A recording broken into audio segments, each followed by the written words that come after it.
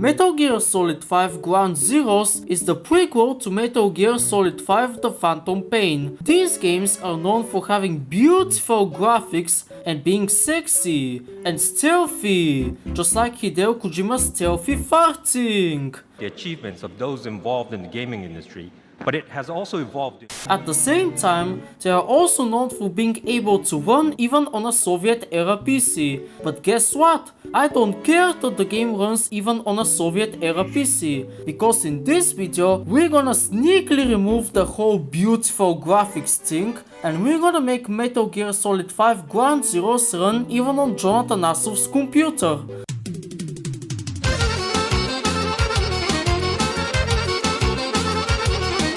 So forget about having a nice character model and that rain and prepare your eyes, because we're gonna make this shit run. And what other PC to test this on other than my beloved communist Lenovo IdeaPad 115 whatever, which has an Intel Celeron N2840, Intel HD graphics page rail and 4GB of RAM. At first, I ran the game using the lowest settings that were allowed to use by default and the 1024x768 resolution. Unfortunately, despite the insane optimization, our Chinese communist Lenovo IdeaPad 100 was barely able to give 10 FPS. Fun fact, 1024x768 isn't actually the lowest resolution that this game allows. If you change the windowed mode option to borderless full screen, you can lower the resolution below 1024x768, with the absolute lowest one allowed being 960x600.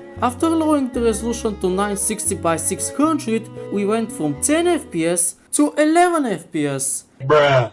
Yeah, I know it's very disappointing, but that's why we're here, to get more FPS, so let's fix it. Now, before we can proceed with any modding, we're going to make some complicated preparations. First of all, you need to go to the folder where you have Ground Zeroes installed, and you need to make a backup of the data 00, 01 and 02 files, in case you want to revert the changes or something goes terribly wrong later on. Then, we're gonna install Metal Gear Solid 5 Ground Zeroes EZ tools. Extract the zip file with WinRAR or 7-zip. Then, in the extracted folder, go to the do this first folder and copy and paste the true.bat files to your game folder. After that, we're gonna install Metal Gear Solid 5 Modding Tools Beta from Nexus Mods. Make sure to install version 1.0.0. Once again, extract the content of the zip file, then move the newly extracted MGSV modding folder to your game folder.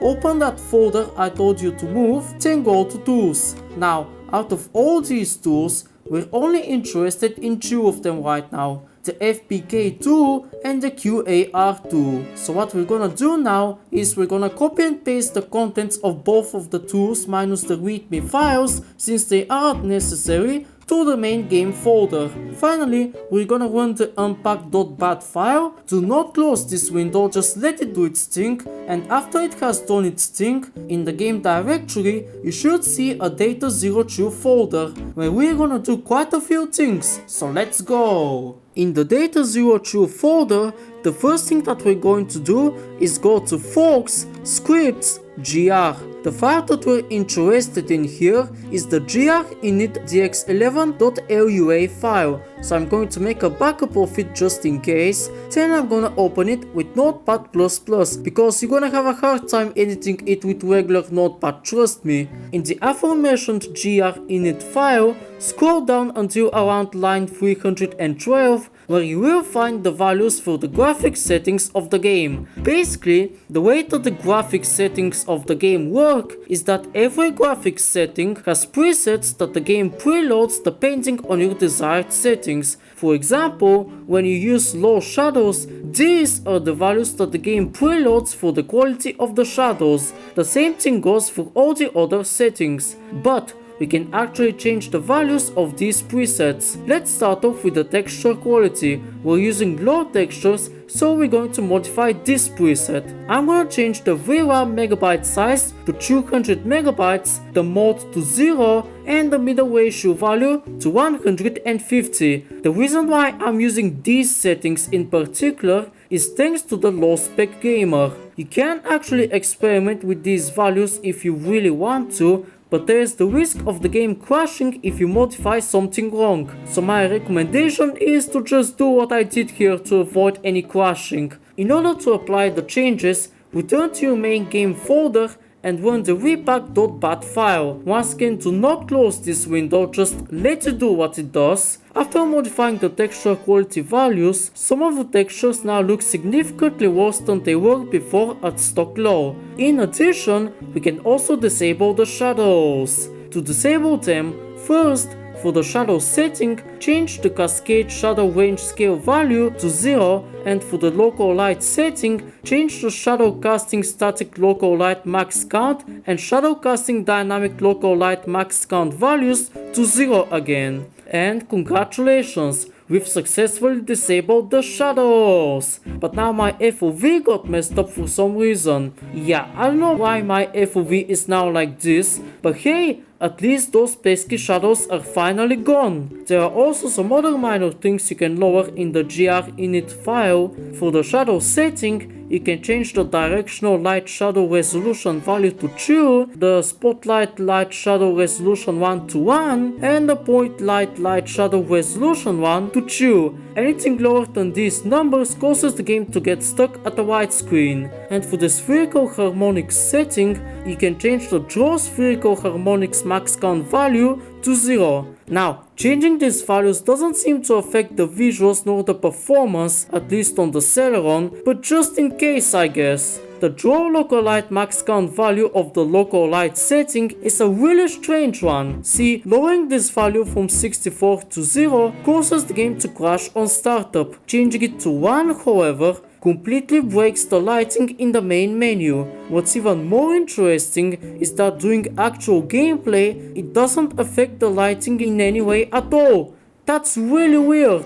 But hey, at least it doubles the FPS in the main menu. I was only getting 10 FPS in the main menu before, so that's a welcome change. So I'm gonna keep the value at 1. And that's pretty much it for the grinit dx11 config file. Don't forget to run the repack.bat file. But if you think I'm going to end it here, well, you're terribly wrong, because you've barely scratched the surface. The next trick involves returning to that MGSV modding folder, then going to tools once again. The tool that we're going to be using now is this one, aka the one that stole the name of the modding folder I told you to move at the beginning. This time we're not going to be moving anything. Instead, open the tool that's inside that folder that loves stealing names. After opening the tool, it will ask you to select your Ground Zeroes folder, so go to where you have the game installed, choose the game folder and click OK. After that, in the tool, go to character settings, where we're gonna do something crazy here. We're gonna change our character model to the one of Solid Snake from the very first Metal Gear Solid game from 1998. Then tick the apply to main menu option, click on apply character settings, and after that click on save settings. This time you don't have to go run the repack.bat file, as the tool runs it automatically, and well, that's it. So after going back in time to 1998, aka the year when Half-Life 1 came out and 8 years before I myself was born, you would think that we're taking this a bit too far, right? Well, what if I tell you that we're still not done yet? Also, if you're wondering how I fixed the FOV, well, the credits go to the tool that we just used to make our character blocky. I just set the FOV to 90 and it just reverted itself back to normal, I guess. Anyway, have you ever wanted to get rid of that stupid rain which kills the FPS? Here's how. Return to the data 02 folder and in it, go to Assets, TPP, Level, Mission, Extra, and go to the first folder, aka the E-Train 2010 folder. In this folder, we're interested in the sequence.lua file, so we're first gonna make a backup of it just in case again, and we're gonna open it with Notepad++ of course. In Notepad++, go to Search, Find, and search for tpp-clock.setTime, make sure to type it exactly as I do, then click on Find Next. These values right here control the time and the weather. To get rid of that depressing rain, just change the set weather value to sunny, and if you want to make it daytime, change the set time value to 12 AM. Simple, right? Well, no. Apparently, Hideo Kojima and his buddies from Konami had to make it more complicated. As it turns out, the game stores a cache which remembers the default daytime and weather, so that the game runs at the default time and weather preset even if you change the values which control them. To remove that cache, you need to use HXD hex editor. From the hex editor, in the data02 folder, go to Assets, TPP once again, then go to Pack, Mission, Extra, and there open the very first folder again. In that folder, choose the area01.fpkd file and open it. Now, I know this looks super complicated with all these random numbers and letters, but just bear with me. In the hex editor, go to Edit, select Block. Set the start offset and the end offset to what you're seeing on the screen. You can pause the video if you need to, then hit OK. Finally, just delete what the tool has marked, save the file, and we're done. Credits to this guy from this forum post from this obscure website for showing how to change the weather and the time. And more credits to the...